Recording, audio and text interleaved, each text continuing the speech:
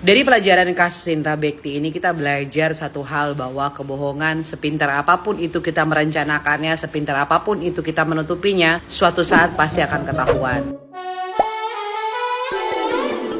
Hola netizen yang tercinta, aib Indra Bekti terus dibongkar habis-habisan oleh Ibu Aldila Jelita. Berawal dari sang mertua yang enggan merestui keputusannya untuk rujuk, kini masa kelam Indra Bekti terus dikuliti. Selain soal kasusnya yang dialami pada tahun 2016 lalu, Indra Bekti juga menuai sindiran soal harta kekayaannya. Marjam Abdurrahman, Ibu Aldila Jelita mengungkapkan bahwa menantunya itu tidak punya apa-apa. Rumah yang ditempati Indra Bekti pun dinilai hanya kontrakan saja. Begitu pula dengan fasilitas yang dimiliki masih belum lunas. Ia pun tidak segan meminta putrinya untuk mempertimbangkan kembali keputusan rujuknya, sebab ia sendiri sebenarnya tidak rela jika Dila kembali jatuh ke pelukan Indra Bekti. Ia pun belak-belakan mengaku punya banyak harta sehingga bisa menghidupi Dila dan cucunya tanpa bantuan Bekti. Sayangnya Indra Bekti dan Aldila Jelita diketahui sudah resmi menikah kembali pada 25 Agustus lalu. Saat ditanyai soal sikap sang mertua yang tidak memberikan restu, Indra Bekti pun tidak memberi tanggapan karena mengaku tidak ingin memperpanjang masalah. Nah, gimana nih menurut netizen yang maha benar? Silahkan berkomentar ya.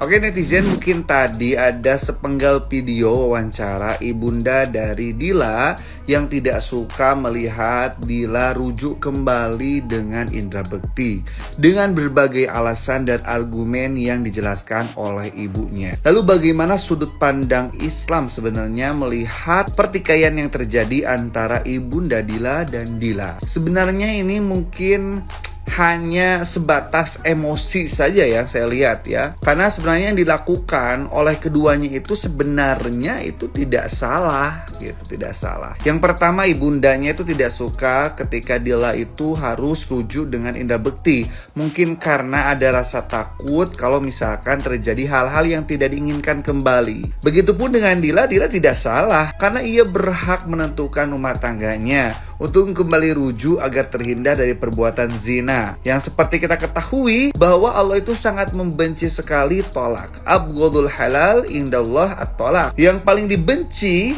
menurut Allah dari perkara yang hal itu adalah talak. Oleh karena itu kalau ada yang rujuk, ya itu adalah suatu hal yang baik. Kita harus sama-sama mendukung. Tapi tidak bisa kita salahkan juga ibunda dari Dila. Kenapa? Karena ya namanya juga orang tua, banyak khawatir ini itu. Yang salah itu kalau misalkan keduanya itu sudah tidak menjalin silaturahmi. Ini yang sangat salah sekali. Kalau misalkan Dila tidak menjalin silaturahmi dengan ibunya, begitupun ibunya tidak menjalin silaturahmi dengan Dila. Ini yang salah itu. Ketika qat'ur rahmah itu megatkeun silaturahmi, cek bahasa Sunda namanya. Jadi jangan seperti itu ya. Yuk kita sama-sama eratkan silaturahmi, netizen kita dukung ya, supaya ibunda Dila dan Dilanya itu bisa baikan lagi. Ya guys, Ibu Aldila bilang kalau Aldila itu mau rujuk karena dia diguna-guna ya, dipelet sama Indra Bekti. Awalnya dia kan udah gak mau karena pas kejadiannya banyak ya netizen yang bilang itu kasusnya dengan pelecehan tahun 2016 ya. Tapi ya itu kan cuma dugaan sampai akhirnya Aldila mau cerai ya.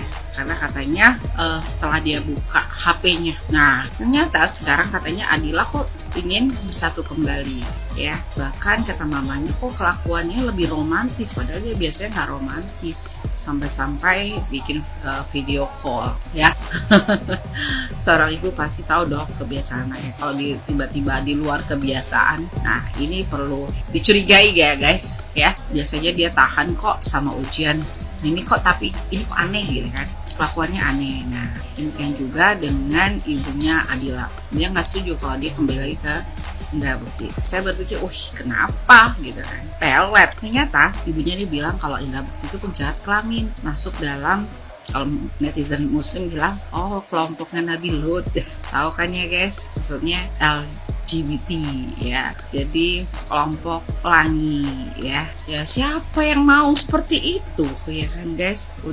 Kalau orang sudah ikut beragama ya, udah tahu kenal agama, kalau udah kayak begitu ya dijauhi. Kalau misalnya satu kali tahun 2016 sudah ketahuan ya kan, kok masih dilakukan lagi ya kan, padahal sudah diajak tahun 2000, makanya kepalanya sudah sampai dibelah ya.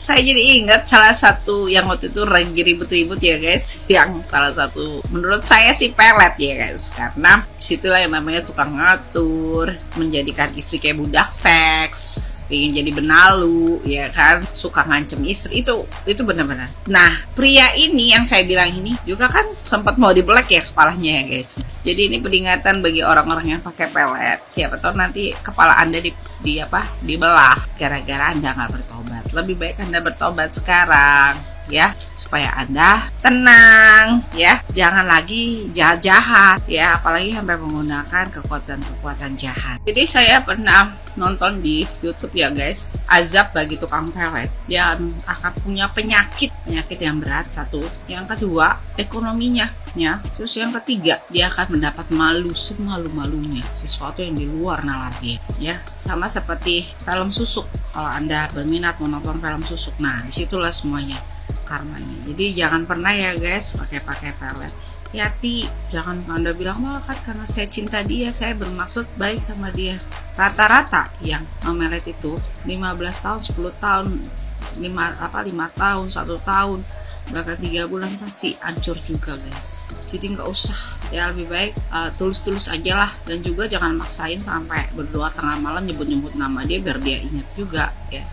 Ya lebih baik udahlah, memang benar-benar yang dikasih sama yang di atas ya. Itu saja guys. Ingat, cinta dari pelet adalah cinta palsu yang punya batas waktu, yang awalnya cinta jadi benci ya. Dan saya setuju dengan ibunya Adila ya, ibu mana yang gak hancur hatinya loh, kok mantu gua kayak begini ya. Kalau ditunggu untuk bertobat udah ya guys, dari 2016 sampai 2023 ya. Tapi tetap aja ya hancur lah. Takut juga kan anaknya kena penyakit menular ya guys ya. Tapi ya jangan langsung diputuskan bu, hubungan ibu dengan anak ibu, karena dia dibawa pengaruh setan ya. Harusnya ibu lebih mendekatkan diri ke dia, habis itu bujuk dia untuk ruqyah ya. Jangan malah ibu benci dia, akhirnya jadi begitu deh ya. Itu untuk Ibu Adila. Semoga para netizen bantu berdoa deh supaya apa yang ada di dalam diri Adila lepas ya. Salam.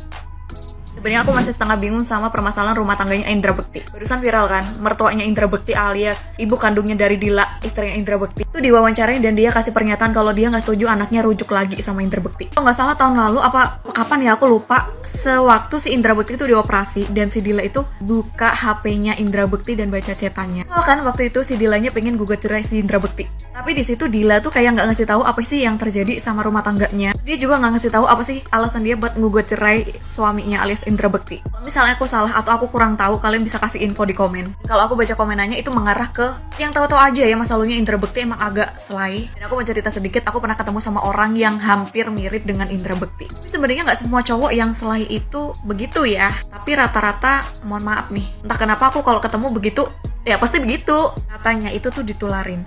Dan kalau misalnya orang itu sudah jatuh dan mencemplungkan diri di komunitas seperti itu bakal sulit buat keluar. Bahkan banyak loh bos-bos besar atau orang-orang petinggi besar, mereka punya istri, mereka punya anak, tapi mereka masih sesama jenis gitu kan, jadi kasihan ya sama pasangannya. Bisa jadi nanti amit-amit tertular sama penyakit. Nanti kalau misalnya masa lalu kedoknya itu kebongkar, kasihan anaknya. Dari pelajaran kasus Indra Bekti ini kita belajar satu hal, bahwa kebohongan sepintar apapun itu kita merencanakannya, sepintar apapun itu kita menutupinya, suatu saat pasti akan ketahuan. Jadi lagi ngetrend sekarang bahwa setiap pasangan itu selalu memakai sandi di handphonenya, memakai password, ataupun kalaupun misalkan tidak memakai password, terkadang ada yang lagi ngetrend bahwa memakai aplikasi lain yang selain aplikasi hijau, sehingga berkamuflase untuk bisa melakukan chat dengan pasangan yang bukan pasangan sahnya atau bukan muhrimnya. Tetapi sepintar apapun seorang itu menutupi daripada hubungan terlarang itu, suatu saat pasti akan ketahuan oleh istri ataupun pasangannya. Jadi satu hal yang pasti di sini bahwa apapun itu, jika itu busuk, jika itu hal-hal yang tidak baik, suatu saat pasti akan ketahuan. Jadi bagi kalian yang mungkin video ini sempat lewat, yang masih punya hubungan terlarang, mending stop deh, di skip deh, daripada suatu saat kamu menyesal karena kehilangan orang yang sudah bersama kamu selama ini, dan kamu akan kehilangan orang yang benar-benar mencintai dan menyayangi kamu.